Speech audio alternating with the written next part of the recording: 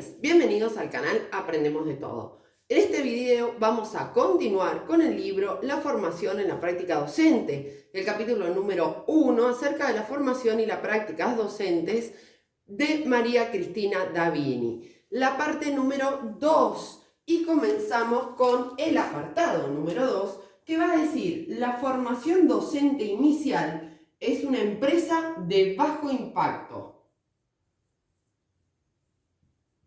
La formación docente inicial es una empresa de bajo impacto.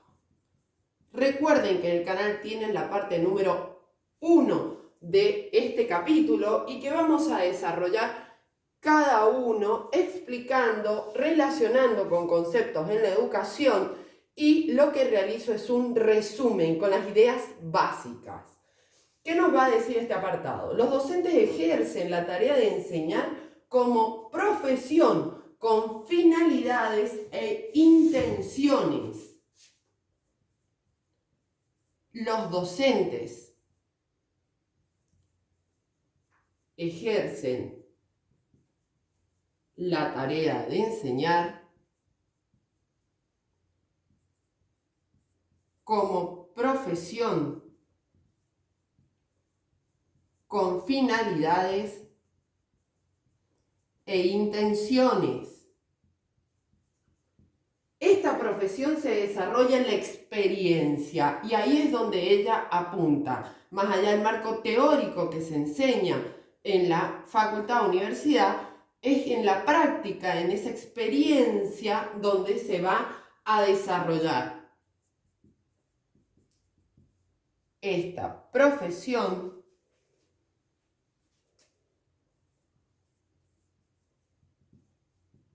se desarrolla en la experiencia. Dice, la frase, pregunta de examen, ¿qué significa empresa de bajo impacto? Va a decir lo siguiente: se refiere a todo lo aprendido en la formación que es olvidado en el ejercicio de la docente. Es decir, aprendemos muchas veces el enfoque constructivista, que dice que el alumno debe accionar sobre el medio para construir un aprendizaje y a su vez de esa forma va a ser significativo. Bien, cuando estamos dentro del aula nos pasa que es más cómodo una clase tradicional. Leo y los alumnos responden, o un trabajo práctico para responder preguntas.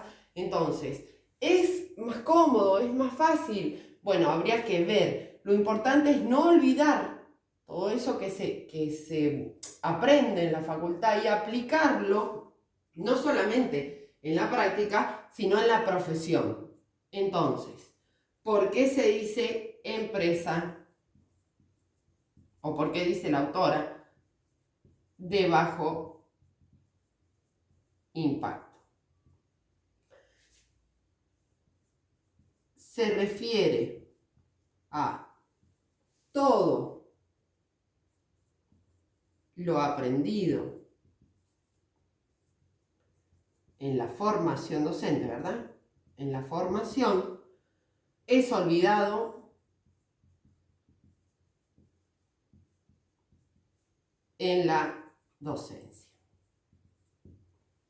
Bien, dice, los estudiantes tienden a repetir la actuación de los docentes en los niveles educativos previos. Es decir, si tengo una docente en didáctica, en historia, en la formación docente, o sea, en la facultad, que da una clase tradicional que solo toma evaluaciones sumativas, voy a tender como docente a repetir conductas que observo en la facultad. Por eso es que María Cristina Davini pone mucho foco en esa formación docente, que debe ser modélica para ese docente que el día de mañana va a estar a cargo de una clase. Es decir, ese enseñar a enseñar. Bien. De esto surge la idea del desarrollo profesional continuo, es decir, dentro de las profesiones que deben informarse y capacitarse continuamente, la docencia es una. No solamente por el tema de que surgen nuevas estrategias, métodos, enfoques, teorías, como por ejemplo la teoría multimedia, que es muy joven, o todo lo que es la neurociencia, la metacognición, procesos superiores, etc., sino que además de esta formación continua, el docente debe estar interesado en capacitarse. Y después se cuestiona la enseñanza a formadores. Y esta parte es muy importante. Se cuestiona la enseñanza a formadores. ¿En cuanto a qué? Por un lado, los contenidos. Desde si es significativo para el niño aprender determinado contenido, si lo va a usar en su vida, etc. O la aplicación práctica que tiene ese contenido. La integración. ¿Sí? Por ejemplo, resolver situaciones problemas no es solamente del área de matemática. Todas las áreas podemos plantear situaciones problemas. Y las representaciones sociales.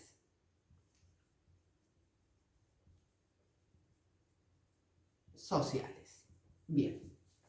Si me dan un segundo, voy a borrar para poder continuar. Como les decía, en el canal Aprendemos de Todo, tenemos desarrollada la parte número 1 de este capítulo y muchos otros libros, ¿sí? Y también teorías del aprendizaje, didáctica, parte de sociología, etc. Bien. ¿Qué conlleva la formación inicial? Es decir, ¿qué abarca, vamos a poner nosotros? Dice, en primer lugar, responsabilidad.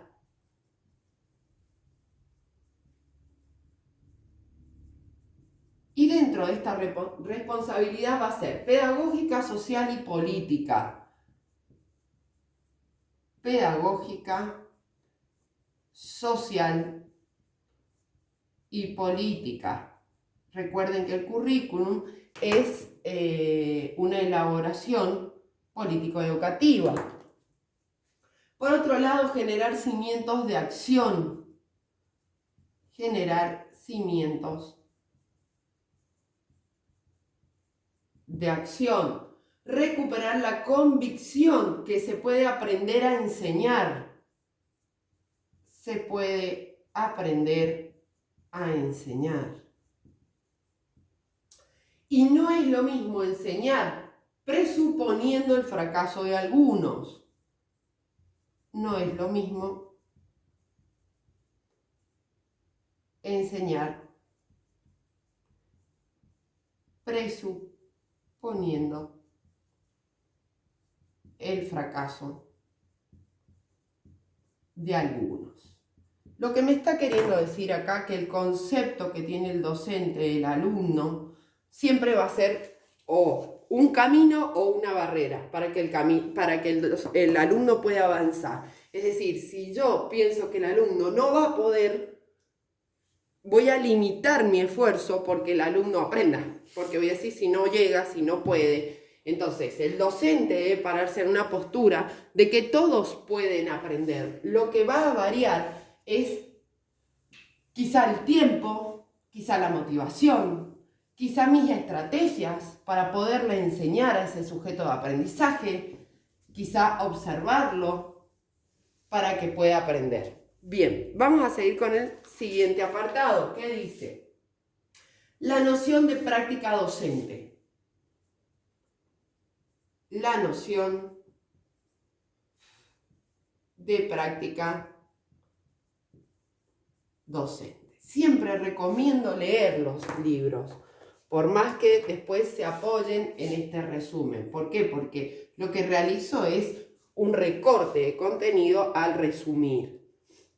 y muchas veces se descontextualiza la información, por eso trato de irla explicando. Bien, dijimos, en este apartado, ¿qué va a tratar la autora? Va a decir, la práctica representa un hacer, pero esto es simplificador, ya que la acción y el pensamiento van de la mano. A ver, práctica docente. Esa práctica siempre va a ser un hacer, pero ese hacer siempre va a ser pensamiento. O sea, pensar cómo aprende ese niño, qué estrategias puede utilizar y acción. No es una acción al voleo. Cita a Bourdieu, y esta parte es muy importante, porque Bourdieu, recuerden que él trata todo lo que es la reproducción social, donde dice, desde el estudio de las prácticas sociales, afirma, las prácticas sociales son el resultado de esquemas de pensamiento, percepción y acción incorporados socialmente y compartidos por los miembros de un grupo social, es decir, esquemas mentales culturales como sistemas de relaciones. ¿Qué nos va a decir Bourdieu? No voy a transcribir todo el párrafo, sí les digo que lo vuelvan a leer, porque lo que él nos dice es, desde esa construcción mental, cultural que tiene cada sujeto, es como un vidrio con el que va a ver la realidad, con el que va a ver al otro, ¿sí? Al sujeto de aprendizaje, a las prácticas, a sus propias prácticas. Y de ahí va a hablar de los hábitus, que es un concepto de este autor. ¿Qué es el hábitus? El hábitus es un sistema de disposiciones duraderas y transferibles, estructuras predispuestas para funcionar como estructurantes, es decir, como principios generadores y organizadores de las prácticas y representaciones objetivamente reguladas y regulares, colectivamente orquestadas y compartidas. Es decir, el hábitus, así, muy sencillo, es una estructura del pensamiento. Ahora lo explico más a fondo. Esa estructura de pensamiento se va a construir en un entorno social, cultural, histórico. ¿Qué va a representar esa estructura?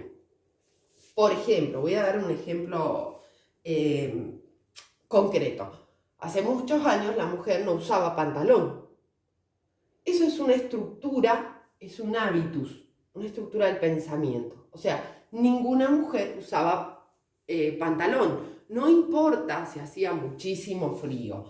Por ejemplo, mi nona era italiana, ella viene de la Argentina después de la Segunda Guerra Mundial. En ese contexto, cuando pasan los años, ya cerca de los 70 años, claro, a mí como nieta me llama la atención que no use pantalón. Cuando hacía muchísimo frío usaba cancanes. Y en muy rara ocasión usaba pantalón de vestir, que tampoco era muy calentito en invierno. Fue muy difícil cambiar ese hábitus de ella para que entendiera que hoy, sí, hoy lo moderno, todos podían usar pantalón y no significaba que estuviera estructurado en si eras mujer o eras hombre.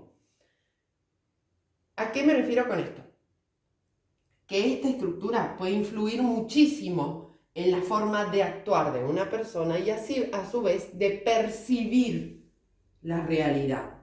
Por eso es muy importante este autor en todo lo que es la reproducción social. ¿Por qué? Porque esa persona lo va a reproducir a la siguiente generación, a la siguiente y a la siguiente, etc. Este hábitus justifica conductas de grupos en determinada época sociohistórica, ¿sí? En la formación docente se ha discutido el hábitus docente, sus orígenes históricos y condiciones sociales e institucionales de reproducción. El tema del hábitus docente que ella le habla, ¿sí? Es, por ejemplo, en una época, mientras el docente fuera más serio, más, estructurado, es porque sabía más. O sea, el docente que era más malo es porque es el que más sabía. Bueno, eso es un hábitus docente. Hay docentes que son muy carismáticos, que son alegres y sin embargo saben muchísimo. Entonces, bueno, ella dice, ¿qué pasa con esto? Reflexionar sobre que esto ha tenido un origen histórico y condiciones sociales que construyeron ese hábito.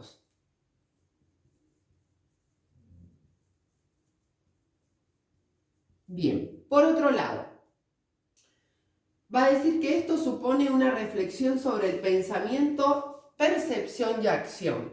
O sea, ¿desde qué punto me paro como docente, como futuro docente, como formador de docentes para crear ese hábitus docente? Bien, ahora vamos a distinguir, que ella lo nombra en el capítulo, la complejidad de las prácticas, va a decir, y lo va a dividir en 3 zonas. Me dan un segundo porque voy a necesitar bastante lugar. Esto de las zonas realmente es importante. ¿Por qué? Porque a veces están implícitas en nuestra labor y no las podemos observar concretamente. Entonces, va a decir que esas zonas van a darle complejidad a la práctica docente. Por un lado, tenemos la zona indeterminada.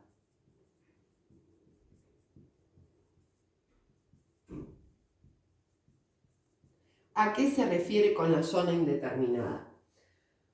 Dice, son determinadas por el hábitus y responsables de las interacciones entre los miembros de un grupo. Por ejemplo, conductas, rutinas, dan estabilidad a los intercambios y a las organizaciones. Vamos a dar un ejemplo. Voy a una institución primaria donde el recreo dura 20 minutos, 10 minutos lo cuida la docente, no sé, de sexto A y 10 minutos la docente de sexto B. Bien, y eso se turna por semana. Punto. Eso es una zona indeterminada, porque no hay nada escrito, pero es una costumbre, es una forma de organización, una rutina que esa escuela aplica para funcionar bien. Entonces, son determinadas por el hábitus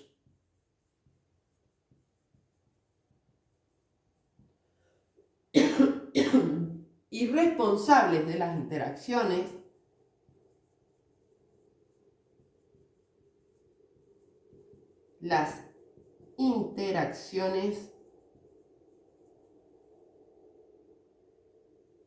entre los miembros de un grupo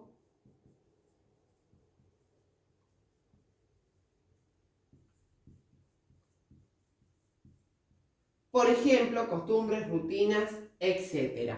Recuerden que dice, dan estabilidad y organización. Por otro lado, tenemos las zonas indeterminadas y zonas reguladas objetivamente.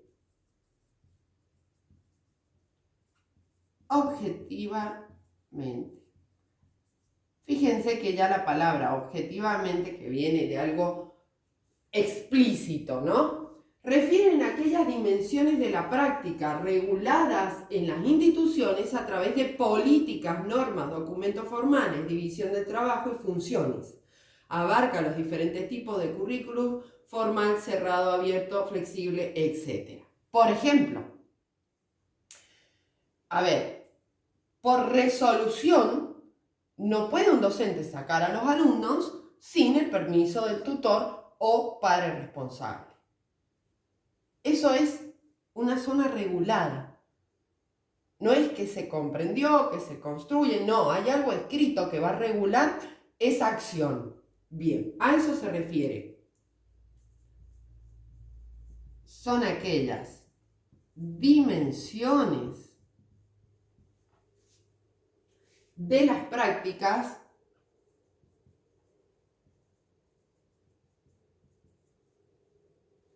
reguladas en las instituciones. Un segundo.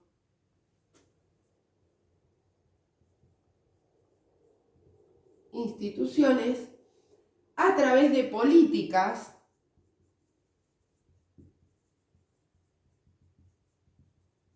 normas, bueno, etcétera, ¿sí? Bien.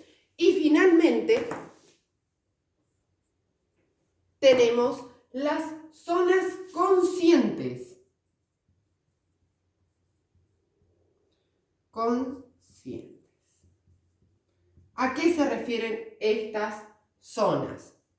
Va a decir, son las que permiten la reflexión y el análisis y la fundamentación, así como la toma de decisiones propias. Aunque las decisiones son individuales, son el resultado de procesos sociales. Es decir, cualquier decisión que toma una docente va a afectar a ella y a los alumnos. Y puede afectar a la docente paralela o a otros niveles. Son las que permiten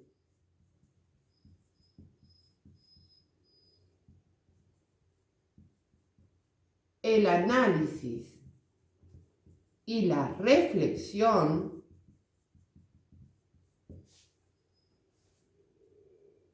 y fundamentación, así como la toma de decisiones propias. Y fundamentación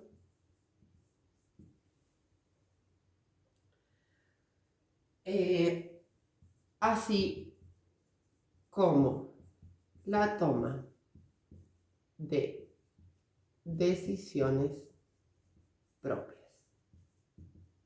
Bien. Entonces, todas estas zonas, ¿qué es lo que van a producir? Una regulación de la acción, de la práctica docente, ¿sí? Donde en una institución de cualquier nivel. Por otro lado, va a decir la práctica como la capacidad de intervención y de enseñanza en contextos reales complejos ante situaciones que incluyen distintas dimensiones. Es decir, va a haber instituciones que van a tener una zona indeterminada concreta de ese lugar, propia de ese lugar. Va a haber otras que es totalmente diferente, ¿sí? Lo que quizás no cambie en el mismo lugar, ¿sí? A ver, la misma provincia, va a ser las zonas reguladas, pero hasta ahí. ¿Por qué? Porque, por ejemplo, en una zona rural, no se puede visitar cualquier lugar, hay zonas que están habilitadas, otras no, etc. Bien, y finalmente va a decir las prácticas se tratan de situaciones y problemas genuinos que en la formación docente muchas veces como que se puede anticipar, imaginar algo que puede pasar, pero concretamente donde se ve esa práctica compleja de la docencia es en una institución. Eso es lo que nos quiere transmitir la autora. Bien, he finalizado hasta acá, se me ha pasado un poquito, se ha hecho un poco largo, pero espero que les haya servido. Hemos visto dos apartados, en la parte número 3 vamos a continuar. Si te sirvió el video, regálame un me gusta, suscríbete y comparte para seguir creciendo. Desde ya, muchas gracias. Para contactarnos por clases particulares o alguna conducta, puedes hacerlo a través de nuestras redes sociales, TikTok e Instagram, o a través de nuestro mail, aprendemosdetodo123@gmail.com. Muchas gracias.